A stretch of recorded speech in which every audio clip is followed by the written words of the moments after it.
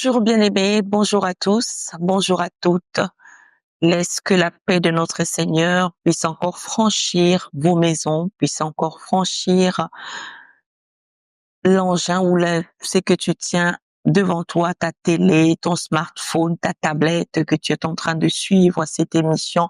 Un mot pour ta vie. 10 minutes de vérité publique pour marcher avec notre Dieu. Et nous savons que le mot que nous sommes en train d'explorer, d'exploiter cette semaine, c'est la peur. La peur, la peur, la peur, la terreur, la frayeur, appelle ça comment tu veux, mais c'est quelque chose que nous devons bannir dans nos vies, que nous devons enlever, que nous devons écarter dans notre vie. Parce que si tu l'utilises mal, c'est là va t'emmener dans une prison que nous avons appelée en ces lieux la prison de la peur. Éternel Dieu d'amour, notre conducteur, nous prions que ton esprit puissant, que ton esprit unique puisse encore nous accompagner pendant ces instants. Nous savons que lorsque toi tu parles, c'est pour transformer une vie, c'est pour changer une décision, c'est pour changer une position. Et aujourd'hui, nous voulons quitter la position de la peur. Aide-nous. Au nom de Jésus, nous t'avons ainsi glorifié. Amen. Donc je disais que nous sommes en train d'explorer la peur. Et chacun de nous doit enlever la peur. Pourquoi je t'oblige à enlever la peur?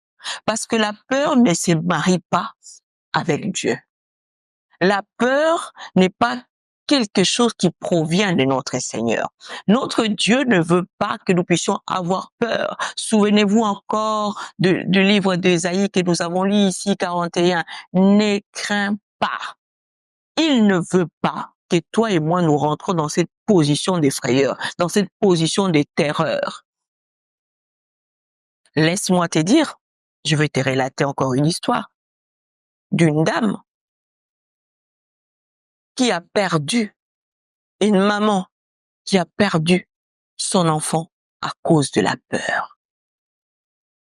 La peur a fait que cette maman puisse déposer son enfant dans un endroit qui n'était pas adapté parce qu'elle avait peur.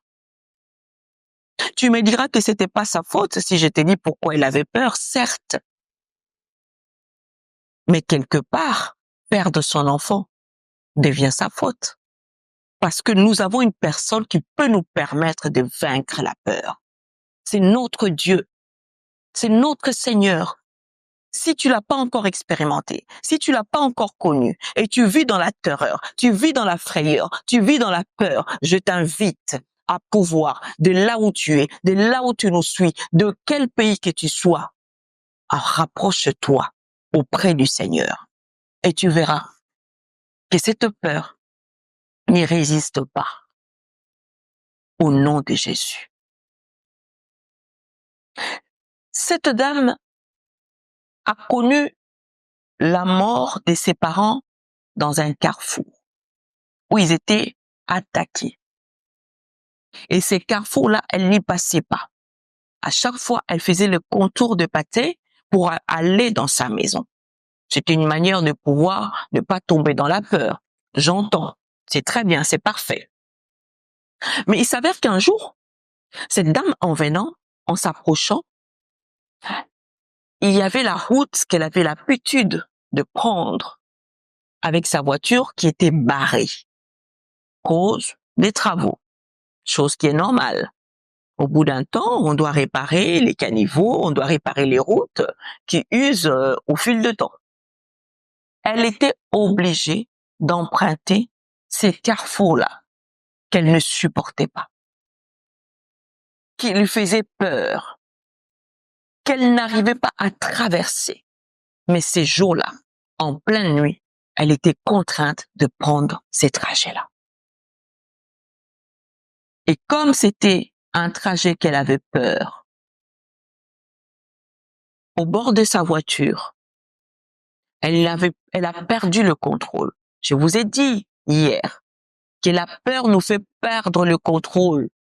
Elle a perdu le contrôle de son volant parce que le souvenir qui la faisait retomber dans cet état de peur a surgi dans ses pensées. Elle ne contrôlait plus. Elle a oublié qu'elle avait son bébé à côté. Elle l'a oublié. Waouh! Et c'est comme ça qu'elle a perdu son bébé. Elle est partie rentrer dans une fossée et l'enfant a perdu la vie au même moment. Voici la peur peut détruire une personne. La peur peut ôter même la vie d'une personne.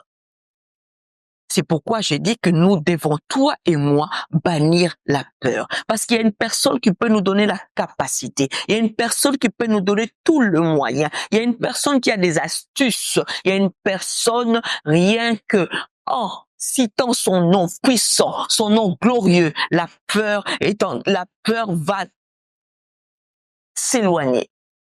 La peur va te laisser.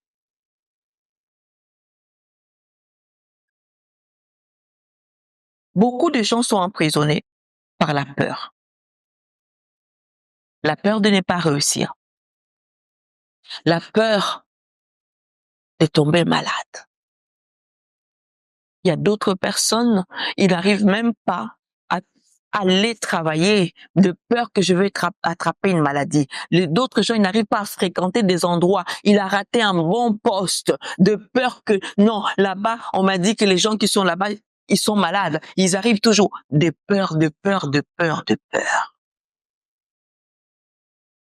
Beaucoup de personnes sont emprisonnées par la peur. La peur d'échouer même, n'en parlons pas. La peur d'échec est permanente dans nos vies.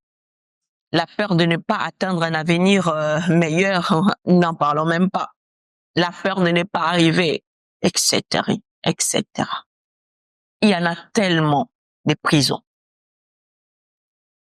Mais l'Éternel nous invite tous à sortir de celle-là, parce qu'il est pour nous, il est avec nous et il ne veut pas que nous demeurons dans cette situation. Lisons un peu. Proverbe chapitre 29, nous lisons les versets 25.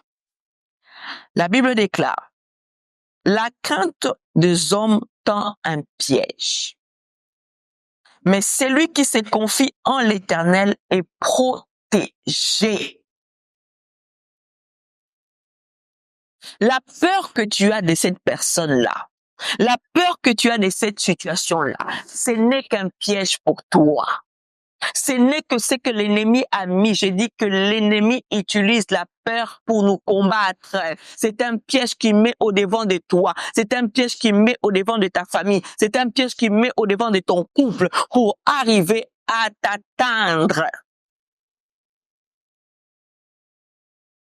Mais l'Éternel nous dit, l'Éternel nous parle ici, mais celui qui se confie en l'Éternel est protégé. Nous devons, pour lutter contre la peur, il n'y a qu'une option. L'option, c'est de te protéger. L'option, c'est de te sécuriser auprès de celui qui t'a créé. L'option, c'est de t'asseoir. L'option, c'est de pouvoir mettre ta tête à côté pour que la peur ne puisse pas t'affranchir, pour que la peur ne rentre pas. Il ne supporte pas le nom de Jésus. Il n'arrive pas quand on parle de Jésus. Où vas-tu te cacher? Des autres personnes sombrent dans l'alcool. Des autres personnes sombrent dans des addictions, plusieurs types d'addictions pour aller se cacher de leur peur. Mais je viens te dire que ce n'est pas la bonne solution. La meilleure des solutions, c'est de se confier en l'Éternel qui est ta protection divine, qui est ta protection parfaite, ta protection idéale. C'est lui seul, l'Éternel des armées. Nous voici à la fin de notre programme pour aujourd'hui. Il nous reste encore demain. Nous allons finir avec la peur. Comme j'ai l'habitude de dire, n'oublie pas de liker, de partager, de mettre un commentaire, afin de permettre aussi aux autres de bénéficier de ces mots, la peur. Que les seigneurs qui nous protègent demeurent avec nous.